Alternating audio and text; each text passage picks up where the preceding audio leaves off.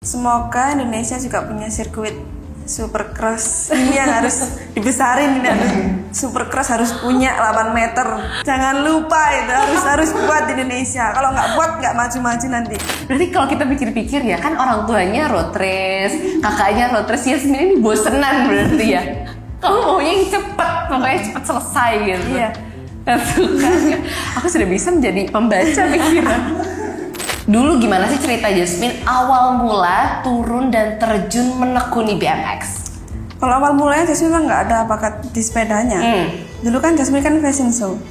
Terus kenapa bisa tiba-tiba beralih ke sepeda dan extreme sport life?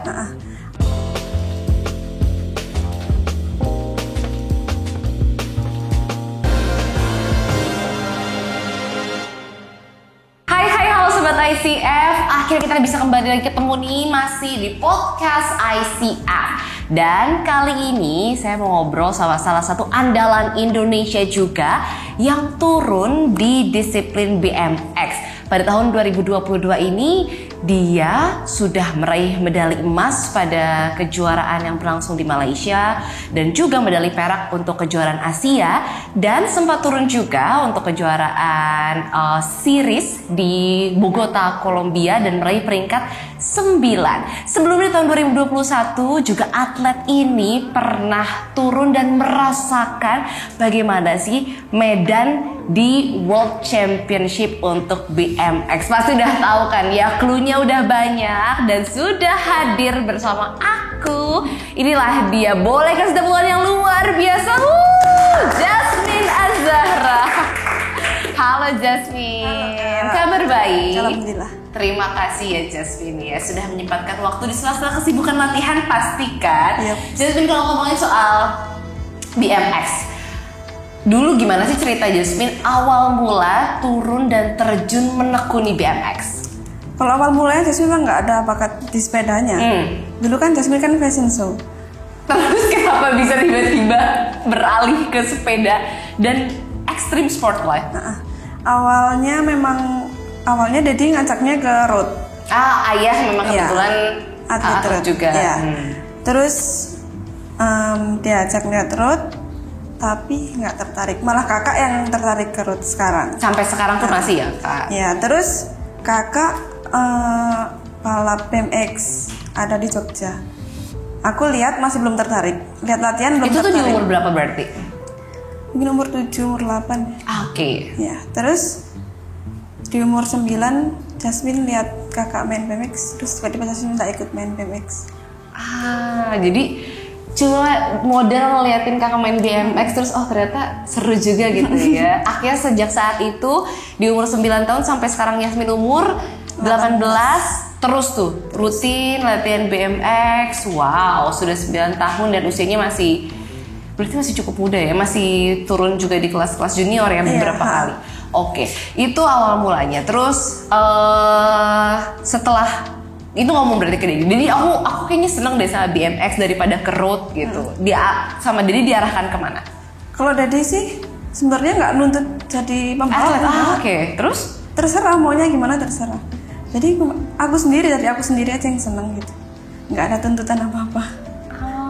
Wow, tapi memang sekeluarga berarti atlet sepeda. Cuma ibu enggak ya? Enggak. Ibu bagian jaga rumah ya? Oke, terus sudah 9 tahun Jasmine bersepeda sampai akhirnya sempat dulu gabung sama klub berarti. Di mana? Jogja, Surabaya? Kalau di Jogja itu sekolah sepeda. Terus kalau pas di Malang pas lagi gabung sama tim United. Dari situ terus diasah. Kompetisi pertama dulu apa, Min? Masih inget nggak? Tapi berarti juara pertama masih inget? Pertama kali dapet juara? Enggak juga. Gimana sih kamu nih momen itu? Saking banyaknya juara berarti ya. Alhamdulillah. Terus sampai akhirnya gabung ke Platnas, itu awalnya tahun berapa? Kalau sebenarnya Jasmine gabung Platnas udah lama, tapi biaya sendiri sih. Ya, udah lama dari umur 14-15 sih udah gabung. Jadi ikut latihan bareng teman-teman Platnas. Terus dari situ akhirnya dapet juara kejurnas di tahun Kejurnas 2021 aku nggak ikut. Kan cedera itu. 2022 kali. 2021 yang di Jogja bukan? Oh 2021, ya ding 2022 lah itu. Gimana sih? Soalnya untuk kan nge-host ya. Aku belajar nih Jasmine Azahra. Kok nggak ada namanya di start list aku cari. Oh 2022 cedera dan 2021 dapat medali emas waktu itu ya. Dari situ baru mendapat kepercayaan lomba dari ISI untuk bawa merah putih, luar biasa. Sempat cedera berarti? Kenapa? Jatuh di Belanda, free practice. Enggak sih, sebenarnya bukan free practice, kayak habis lomba kita latihan di sana. Pas lagi World Championship itu. Oke, jatuh setelah lomba. Ini menarik untuk bahas World Championship ya. Jasmine waktu itu bareng sama Siva ya kalau nggak salah turun di World Championship.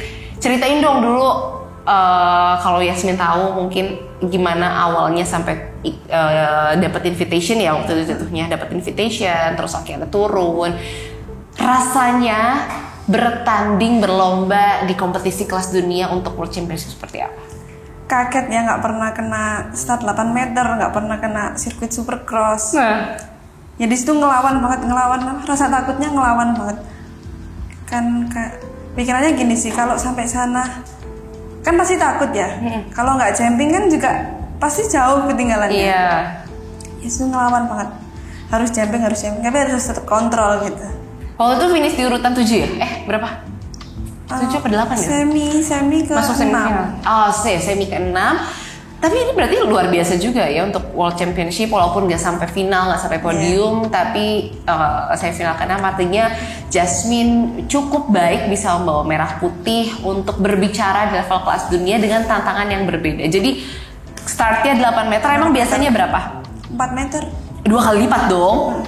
Oke, melawan rasa takut. Dan motivasi apa yang akhirnya ngebuat Yasmin selain untuk bisa harus memperkecil jarak, memperkecil gap, dorongan dari pelatih juga seperti apa waktu itu? Ya kalau pelatih selalu kasih arahan bakal gini, selalu ngomong levelnya sama, cuman kita belum biasa aja gitu. Dan itu berfungsi ya, berpengaruh ya di hari itu. Dan apa yang Yasmin pelajarin dari World Championship, apalagi kan ketemu sama atlet top dunia, mungkin yang selama ini Jasmine lihat di YouTube kayaknya penampilannya ya, bisa satu panggung bareng. Lu gimana sih perasaan? Kalau di kelasku Jasmine nggak begitu lihat sih. Kalau yang di kelas elit kelihatan banget ya, memang beda banget kelasnya sama kelas elit gitu. Tahu beda pokoknya. Belajar trik-triknya nggak sempet lihat mereka main. Oh, jadi lagi pergantian ya. Oke, jadi tapi sempat merasakan momen itu. Pengen diulang lagi dong? Pengen. Tapi kan masih 18 tahun, masih cukup panjang lah ya.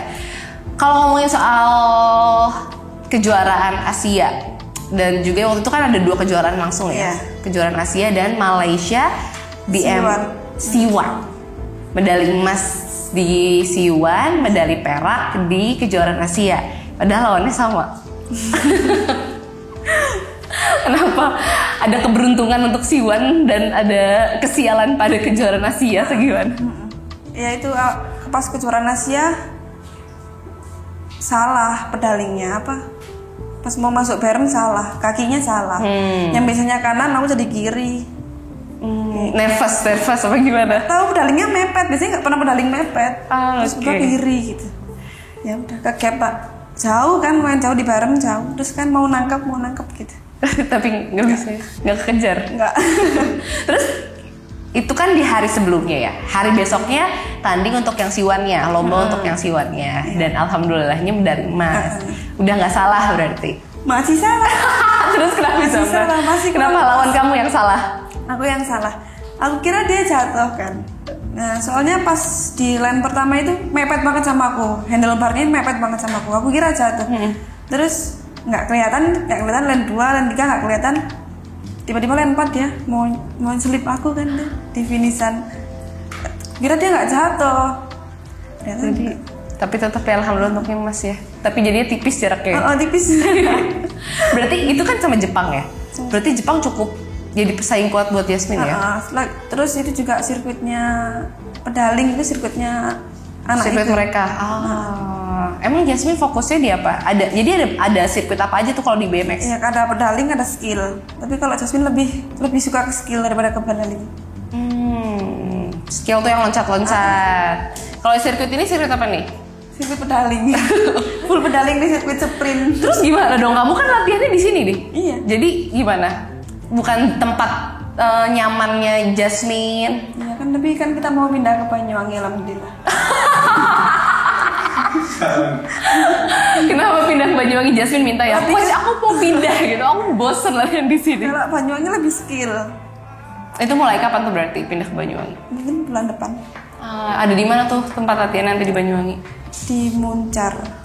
Oke, yang dipakai buat kejurnas kan di sini ya? Iya. Oke, mau pindah ke Banyuwangi jadi tempat yang lebih banyak skillnya ya. Zona nyaman dong berarti. Enak juga sana. Kalau yang kemarin di Bogota sirkuit yang seperti apa? Itu baru pertama kali banget ngeliat sirkuit kayak gitu. Kayak gimana emang? Ngeri. Gak tahu ya kak, beda sih emang. Kita nggak pernah kena take off yang nangak gitu ya. Terus kita kena take off yang kayak gitu, kaget semua.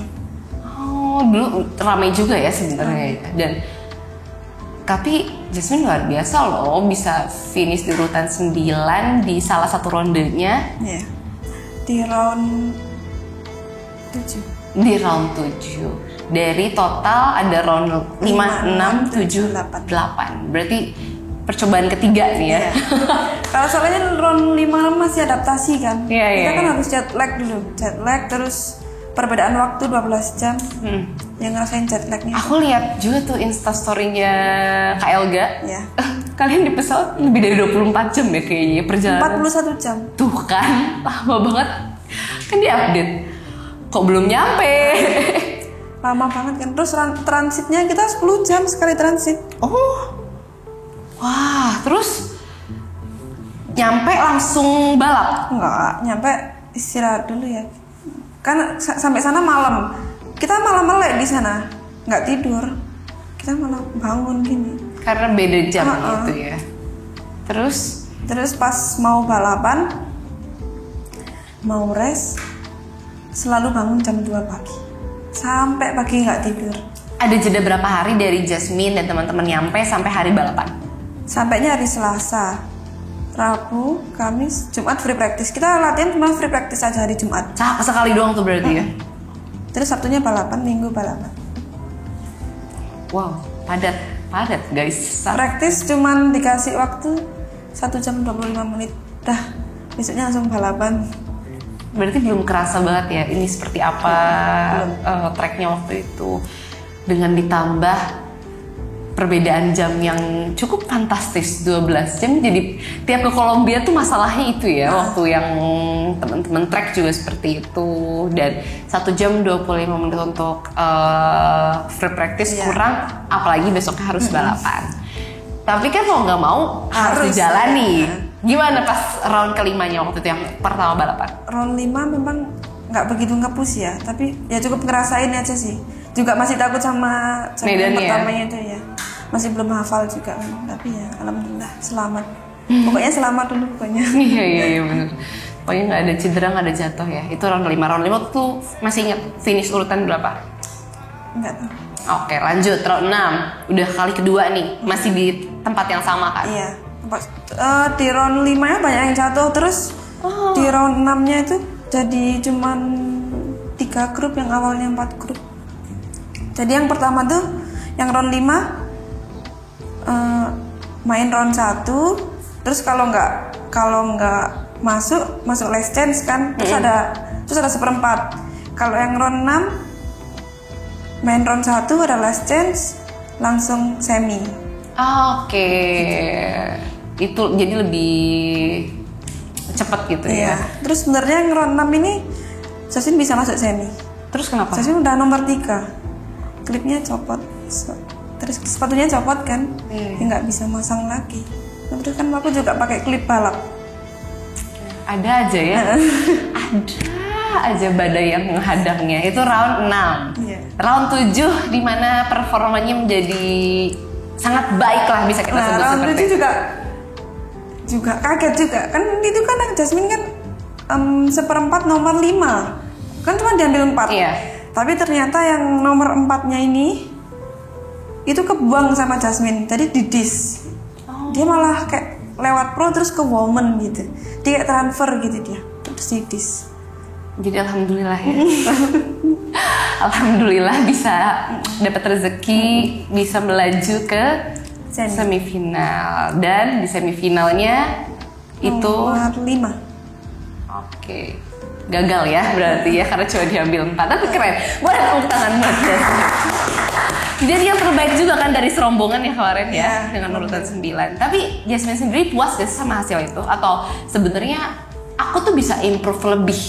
Ya bisa lebih kalau punya sirkuit kayak gitu. Tuh. Semoga sih Indonesia punya kayak gitu aja, berharapnya kayak gitu. Punya sirkuit kayak gitu. Kayak gimana tadi? Ulangi sirkuitnya kayak gimana? Startnya 8 meter.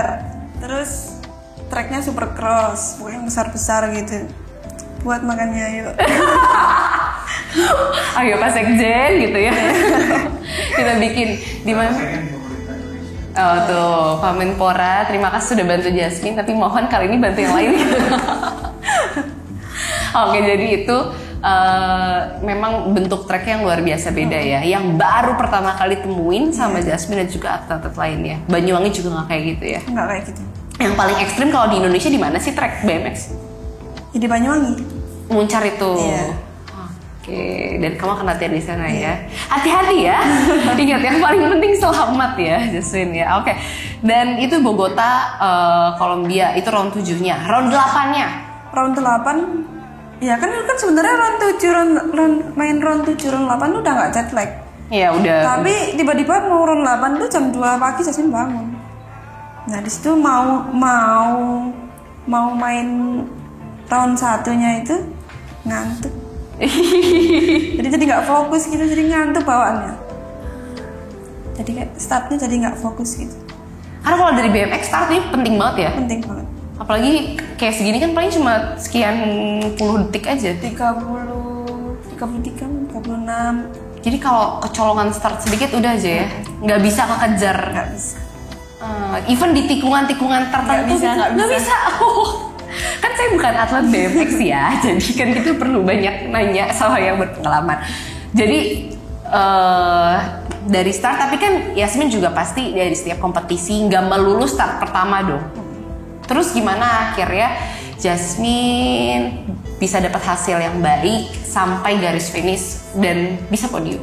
Iya kan? Kalau yang kemarin C1 itu start pertama? Enggak. Terus start gimana? duluan si Jepang. Terus gimana? Ya pedalingnya. Pedalingnya apa ya, kalau dia tuh sebenarnya dia pedalingnya kuat. Soalnya itu juga sirkuitnya dia dari dulu dia menang di situ, kejuaraan Asia di situ, terus dia yang menang. Iya. Ya itulah. Nggak tahu ya, aku dapetnya di mana nggak tahu. Ngeyel gitu kayaknya.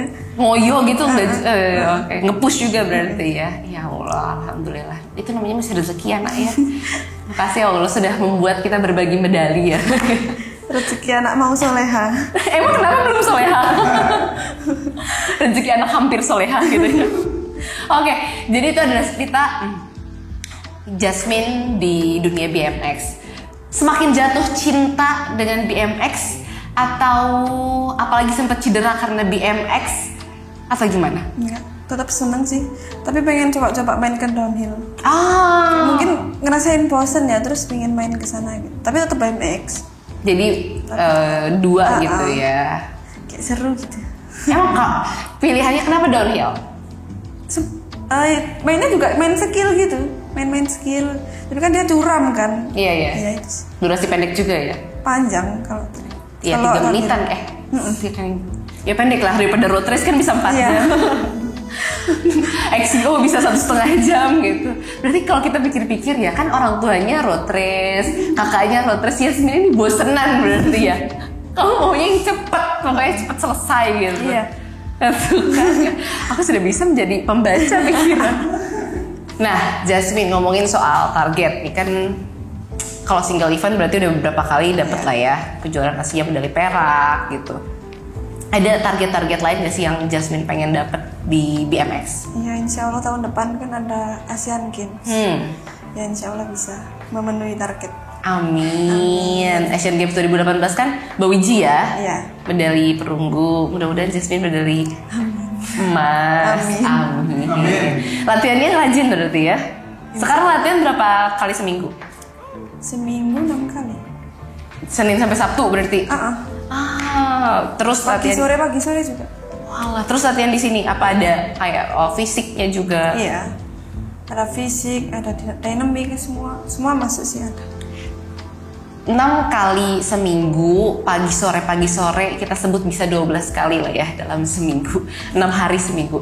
Terus pasti ada bosannya. Gimana cara Jasmine kayak aku nggak boleh bosan, aku harus selalu bersemangat, aku harus jadi atlet panutan bangsa dan negara. Kalau Jasmine rasa bosan kayak gitu, sekarang lebih banyak di kamar. Tapi kayak nggak, biasanya kan kalau iseng-iseng buka Instagram, buka pembalap gitu.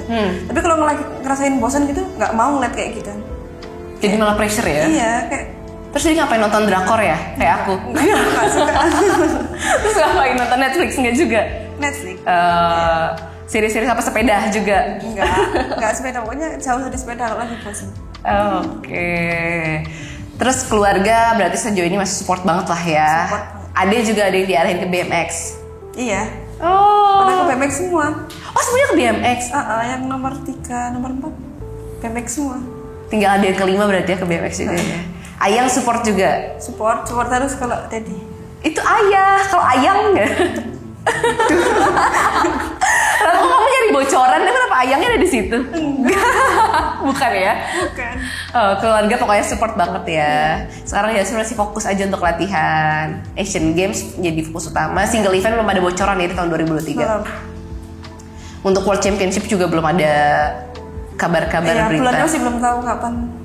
Yes, sudah banyak tadi obrolan sama Jasmine ya, mulai dari awal mula terjun ke BMX, terus suka dukanya di BMX. Jadi banyakan suka apa dukanya? Suka. Banyak sukanya. Insya Allah juga Jasmine masih panjang ya di BMX ya, apalagi umurnya masih 18 tahun. Berarti ini akan beralih ke elit ya? Iya.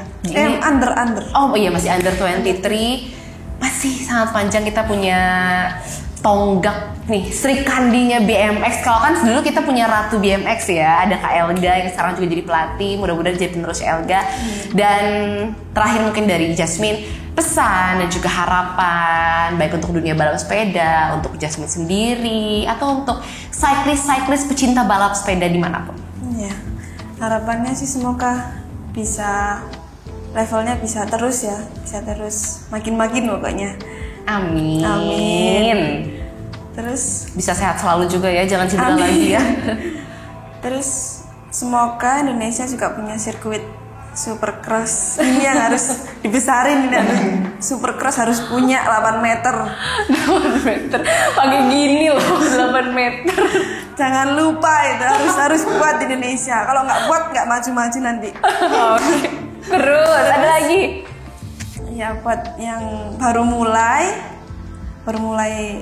sepeda nih, semangat terus. Jangan menyerah. tetap putus asa. Jangan putus asa, kok tetap putus asa. Kamu ini ternyata bocor juga ya. Pokoknya latihan terus ya. Semangat terus. Disiplin nomor 1.